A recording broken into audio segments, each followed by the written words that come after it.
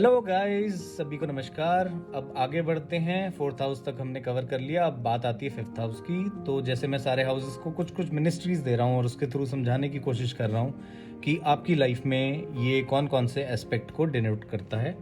तो बात करते हैं फिफ्थ हाउस की। फिफ्थ हाउस के पास भी कुछ मिनिस्ट्रीज हैं जो कि बहुत इंपॉर्टेंट होती हैं। तो पहली मिनिस्ट्री जो फिफ्थ हाउस के पास है वो है मिनिस्ट्री ऑफ चाइल्ड वेलफेयर। उसके साथ साथ उनके पास मिनिस्ट्री ऑफ कल्चर भी आता है। और कहीं ना कहीं मतलब जो इसके कल्चर के अंडर सब चीज़ें आती हैं, जैसे आपकी हॉबीज़ हो गई या आपके स्पोर्ट्स में इंटरेस्ट हो गया। अब आप वो स्पोर्ट खेलोगे या नहीं खेलोगे, that is a different thing, but आपका इंटरेस्ट उस तरफ होगा। और एक और मिनिस्ट्री आती है, बट उसको नाम देना बड़ा मुश्किल है, बट स्पेकुलेशन, आपका स्पेकुलेटिव एबिलिटीज़ या आपकी किसी चीज़ को on the basis of your instinct gauge करने की, या आप अपने अंदाजे से किस चीज़ को कितना अच्छा प्रेडिक्ट कर पाते हैं, ये फिफ्थ हाउस के अंडर देखा जाता है। वहीं आपके इस फिफ्थ हाउस को पूर्व पुण्य हाउस भी कहते हैं। अब पूर्व पुण्य का मतलब ये होता है कि जैसे हम थ्योरी ऑफ कर्मा में बिलीव करते हैं, आप ऐसे क्यों पैदा हुए, आप इस तरीके के घर में क्यों पैदा हुए, आप इस तरीके के फाइनेंशियल स्टेटस में क्यों पैदा हुए। तो उस थ्योरी को समझने के लिए हमें थ्योरी ऑफ कर्मा समझनी पड़ती है, जो सिंपल शब्दों में बताती है कि आप कई जन्मों में कुछ अच्छी चीज़ें कुछ बुरी चीज़ें एक बैग में भर के अलग अलग जन्मों में जाते रहते हैं।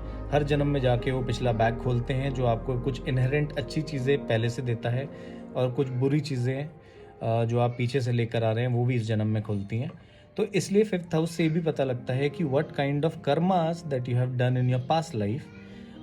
इसको कोई प्रूव करने का तरीका नहीं है, बट यूजुअली जिनका फिफ्थ हाउस स्ट्रांग होता है, they come from a very strong lineage और they have very strong inherent creative abilities. जैसे आपने कोई बच्चे देखे होंगे जो गूगल से भी ज़्यादा जानते हैं, या गूगल जितनी देर में सर्च करता है वो उतनी देर में कुछ चीज़ों को बता लेते हैं। They are born with a natural talent. कुछ बच्चे होते हैं बिना म्यूज़िक सीखे ही बहुत अच्छा गाते हैं। तो ये सब कहीं ना कहीं फिफ्थ हाउस की स्पेशल क्वालिटीज़ के कारण होता है। वहीं फिफ्थ हाउस से जैसे मैंने कहा कि प्रिडिक्टिव एबिलिटी आपकी क्या है, तो स्टॉक मार्केट या किसी भी तरीके का स्पेकुलेटिव चीज़ें जो होती हैं उसमें गेन होगा या लॉस होगा, ये भी फिफ्थ हाउस से देखा जाता है। उसके बाद स्पोर्ट्स में किस तरीके के इंटरेस्ट हैं, जैसे कईयों को मोटर स्पोर्ट्स देखने का बहुत शौक होता है, या उनको बहुत पसंद आते हैं वो देखना। तो इंटरेस्ट किस तरीके के स्पोर्ट में है, इंटरेस्ट किस तरीके की आर्ट्स में है, इंटरेस्ट किस तरीके की कल्चरल एक्टिविटीज़, जैसे कईयों को हैंडलूम बहुत पसंद आते हैं, हैंडमेड चीज़ें बहुत पसंद आती हैं, वो सब कहीं ना कहीं आपके इंटरेस्ट ग्रुप जो हैं, कोर इंटरेस्ट ग्रुप, हॉबीज़, ये सब फिफ्थ हाउस से देखा जाता है।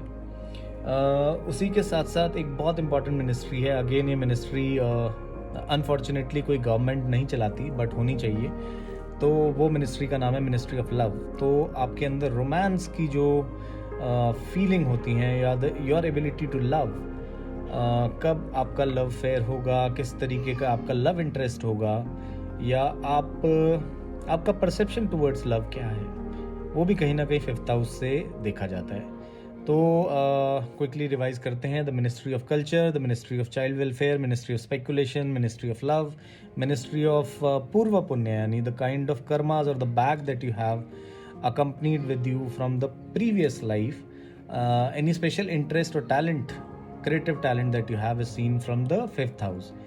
तो इसी तरीके से मैंने आपको समझाया कि फिफ्थ हाउस आपकी लाइफ में किन किन इंपॉर्टेंट एस्पेक्ट पे प्ले करता है। बट सिर्फ यही नहीं है, फिफ्थ हाउस में लगभग 100-150 और चीज़ें होती हैं जो उससे देखी जा सकती हैं। तो प्लीज़ इसको एक एजुकेशनल पर्पस की तरीके से लीजिए, जिससे आपको कम से कम बेसिक समझ में आ जाए, और यही मेरी उम्मीद है।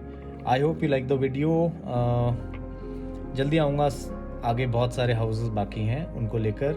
Please let me know if you have any feedback, आपको अच्छा लगा, बुरा लगा, या आप कुछ जानना चाहते हैं, तो just let me know in the comment box. I'll be more than happy to answer your queries. Thank you for watching.